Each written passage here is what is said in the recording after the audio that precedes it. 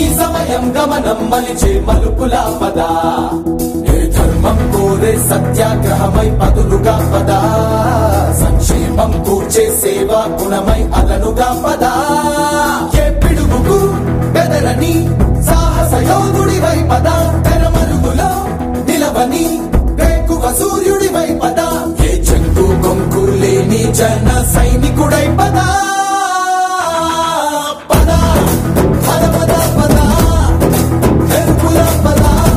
ఈ రోజుల్లో సామాన్యుడికి రాజ్యాధికారం రావాలి, సామాన్యుడి కష్టాలు చేసిన వ్యక్తులే పదవులు చేపట్టాలి అని చెప్పి ఆలోచన చేసి ఎవరైతే యువకులు ఉన్నారో వాళ్ళందరినీ కూడా నిరుద్యోగులు కాకుండా స్పెషల్ స్టేటస్ తీసుకొచ్చి వాళ్ళందరికీ ఆర్థిక పరిపుష్టి కల్పించాలి, మరి అందరూ బాగుండాలని ఆలోచన చేసి ఈ రోజు పవన్ కళ్యాణ్ గారు ఈ పెను మార్పుకి ఆయన నాంది పలికారు. వాళ్ళందరూ కూడా మరి వారి సొంత డబ్బులు ఖర్చు పెట్టుకుని ఈ పార్టీని నడుపుతూ వచ్చారు. నా ముందు ఎవరైతే ఈ జన సైనికులు ఈ పార్టీ కోసం కష్టపడిన అందరికి కూడా నా ఉదయపూర్వ నమస్కారం. ఎందుకంటే వాళ్ళే నాకు సీనియర్స్, మార్గదర్శకులు కూడా. ఏమి ఆశించకుండా పార్టీ ఏమవుతుందో తెలీదు, పోటీలో ఉంటామో తెలీదు, అవన్నీ మర్చిపోయి మరి జన సైనికుడిగా మారి ప్రజల కష్టాలు తెలుసుకుని అధినాయకుడి దృష్టిలో పెట్టి ఆ కష్టాలు ఏ రకంగా మనం తీర్చాలని ఆలోచన చేసినప్పుడు అధికారం లేకుండా మనం ఏం చేయలేం.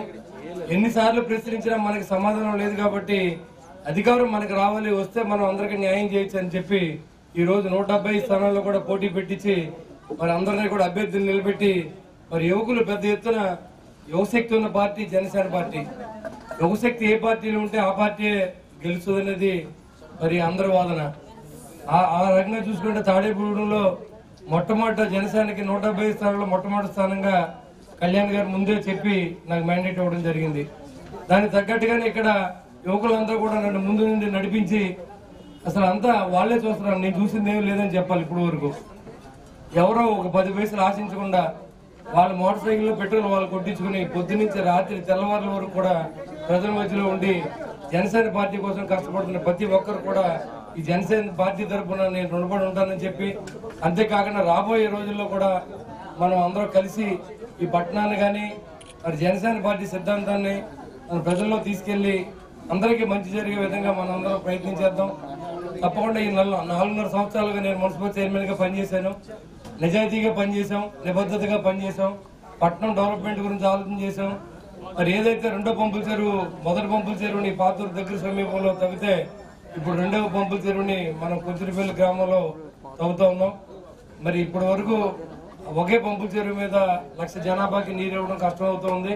మరి చాలా మంది పెద్దల సహకారంతో కోర్టులకు వెళ్లి అది విత్డ్రా చేయించి ఈ రోజు 18 మంది రైతుల్ని వైబీఎన్ రఘు గారి సమక్షంలో వాళ్ళందరితో మాట్లాడి వాళ్ళందరినీ ఒప్పించి అవి విత్డ్రా చేయించాం. మరి దాని ఫలితమే ఈ రోజు రెండో పంపుల చెరువు రాబోతుంది తాడేపల్లి పట్టణానికి ఇవ్వగలిగాం. LED లైట్లు వేయించాం. మరి అన్ని కూడా మీ అందరికి తెలుసు. నిరంతరం ప్రజల మధ్య నుండి ఇది దోమలు మనం ప్రయత్నం చేసే విషయం మీకు తెలుసు. వారికి మంచి చేసే విధంగా, అంతేకాకుండా ఎవరు లంచం అడగకుండా తగు చర్యలు ఖచ్చితంగా తీసుకుని కాడి నుంచి నెయ్యి కాడి నుంచి అవన్నీ ఆపిస్తామని చెప్పి ఏదైతే మేనిఫెస్టోలో పవన్ కళ్యాణ్ గారు రాష్ట్ర వ్యాప్తంగా మరి పెట్టిన ప్రతి విషయాన్ని, ప్రతి అంశం కూడా ప్రజల్లో తీసుకెళ్లి ప్రజలకు అందే వరకు అందేలాగా మేము చూస్తామని చెప్పి కూడా తెలియజేస్తూ ఈ రాబోయే రోజుల్లో మీ ఆశీస్సుల కోసం ఎంపీ అభ్యర్థిగా మరి ఈ రోజు చిరంజీవి గారి తమ్ముడు పవన్ కళ్యాణ్ గారు అన్నగారు నాగబాబు గారు నిలబడ్డారు. ఎమ్మెల్యే అభ్యర్థిగా నేను నిలబడ్డాను.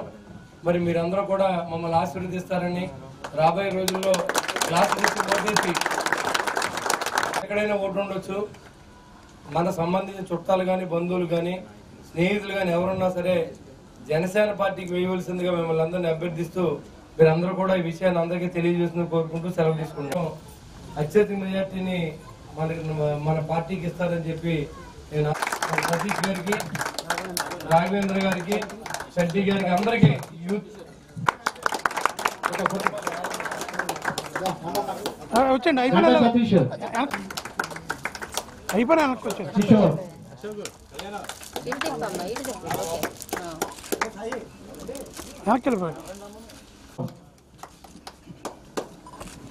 కొండేటి దొరబాబు,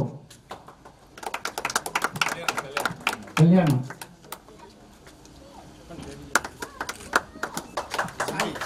సాయి,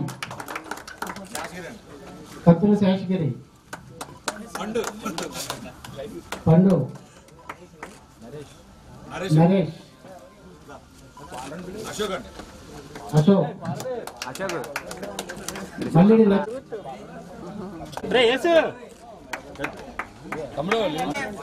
జై జనసేన. ఇలా చూడండి, ఇలా చూడండి, ఇటు చూడమ్మా, ఇటు చూడు.